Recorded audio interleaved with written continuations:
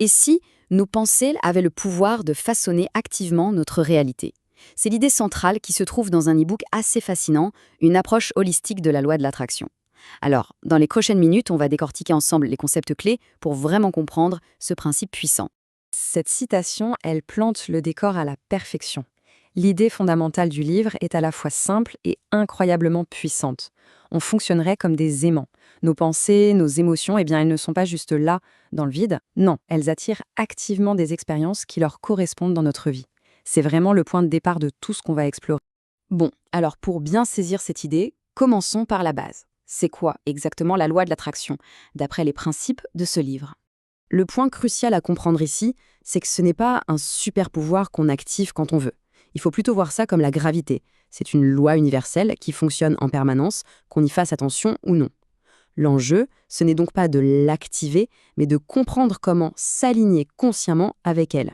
Et là, on a un changement de perspective qui est radical. Au lieu de se voir comme le sujet qui subit les événements de la vie, le livre propose de se considérer comme la source qui les crée. C'est en acceptant cette responsabilité que, d'après l'auteur, on récupère le pouvoir de changer sa propre réalité.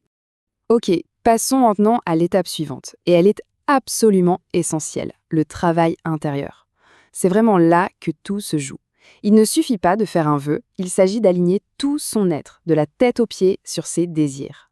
Cette phrase met le doigt sur quelque chose de capital. L'imagination, ce n'est pas juste une rêverie, c'est présenté comme le véritable atelier de la création. C'est la toute première étape, le pont vers notre inconscient, là où toutes les possibilités prennent forme bien avant de se manifester dans le réel. Attention, ce n'est pas seulement l'image mentale qui compte. Le concept clé ici, c'est que les pensées toutes seules sont incomplètes. C'est l'émotion, le sentiment qui est attaché à la pensée qui contient la véritable charge magnétique. C'est ça, le vrai pouvoir d'attraction. Prenons l'exemple concret du livre, le désir d'avoir une nouvelle voiture. On peut la visualiser parfaitement dans les moindres détails. Mais si en même temps on ressent du doute, de la jalousie envers la voisine qui en a une, ou de la culpabilité à l'idée même de la mériter, eh bien on envoie un signal complètement contradictoire. On repousse ce qu'on essaye d'attirer. L'alignement doit être total, la pensée et le sentiment. Ça, c'est une idée vraiment libératrice. Nos croyances les plus profondes, celles sur l'argent, l'amour, le succès, ce ne sont pas des faits gravés dans le marbre. Ce sont des perceptions, souvent héritées. Le vrai travail, c'est d'identifier celles qui ne nous servent plus et de choisir consciemment de les remplacer. Une fois que l'état d'esprit est aligné, on passe au concret. Et la première étape, c'est quoi? La clarté. Il faut définir avec une précision chirurgicale ce qu'on désire vraiment, vraiment attirer dans sa vie. Cette question, elle est fondamentale. Elle nous force à aller au-delà du désir de surface. Est-ce que c'est un désir qui vient vraiment du cœur ou est-ce que c'est quelque chose qui vient de la société ou de l'ego? Connaître le pourquoi profond, ça connecte le désir à une émotion puissante, authentique. Et ça amplifie sa force d'attraction.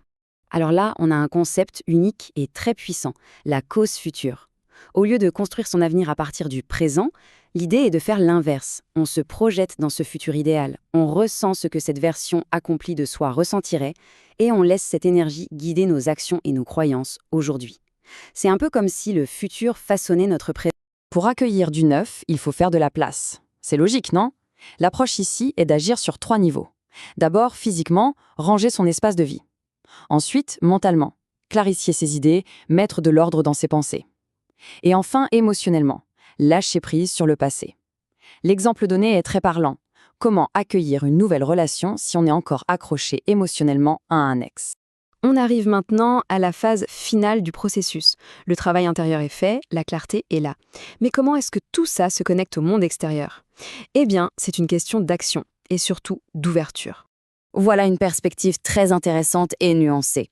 Ce qui peut nous apparaître comme un échec, une perte d'emploi, une rupture amoureuse, peut en fait être ce que le livre appelle un tremplin. Un événement qui était nécessaire pour nous réorienter, pour nous mettre sur la bonne voie. Des sortes de cadeaux déguisés en quelque sorte. Cette image, elle illustre parfaitement l'idée de co-création. Il ne s'agit pas de tout contrôler, mais de faire confiance au processus. Une fois le désir clairement défini et aligné, le travail consiste à rester ouvert aux opportunités, en les voyant comme des pièces du puzzle qui se mettent en place, les unes après les autres. C'est peut-être la question la plus importante, et pourtant, c'est celle qu'on oublie le plus souvent. On se concentre énormément sur le fait de demander, d'agir, de visualiser, mais est-on capable de recevoir? L'attraction, c'est un cycle, et la réception, c'en est une partie cruciale. Pour muscler sa capacité à recevoir, il y a des exercices très concrets qui sont proposés. Par exemple, observer comment on réagit à un simple compliment. Est-ce qu'on a tendance à le minimiser ou est-ce qu'on l'accepte pleinement avec un simple merci? Apprendre à recevoir dans les petites choses du quotidien, ça ouvre la porte pour recevoir dans les grandes. C'est un mythe assez courant de croire qu'il faut être positif à 100% tout le temps. Au contraire, ignorer ou réprimer une émotion négative, ça ne fait que la renforcer. Le secret, c'est de la reconnaître, de la ressentir pleinement pour lui permettre de nous traverser et de se libérer. On dépense bien plus d'énergie à retenir une émotion qu'à la vivre. Alors, comment on intègre tout ça dans la vie de tous les jours? Pour finir, on va distiller les conseils du livre en un plan d'action quotidien, simple et concret. Voici un petit plan en 3 temps pour une pratique de tous les jours. D'abord, choisir un focus clair chaque matin pour donner une direction à son énergie. Ensuite, un exercice tout simple de concentration, ne serait-ce que 30 secondes, pour calmer le mental. Et enfin, tenir un journal de succès pour entraîner son cerveau à voir la progression, ce qui renforce la croyance que le changement est bel et bien possible. Et on termine avec cette pensée finale qui est à la fois puissante et mémorable. C'est un rappel que notre attention est une ressource précieuse. Là où on dirige notre attention, c'est là que notre énergie va. Le choix nous appartient à chaque instant. Nourrir les problèmes ou nourrir les ambitions. Une question qui laisse à réfléchir. Si tu as apprécié ce contenu, mets un j'aime sur cette vidéo et partage ton point de vue en commentaire. Et puisque tu n'es pas ici par hasard, j'aimerais t'offrir une ressource pour t'aider à manifester l'abondance dans ta vie. Tu trouveras le lien dans la description. Mais juste avant de nous quitter, pense bien à t'abonner à la chaîne pour recevoir chaque semaine de nouvelles clés de conscience.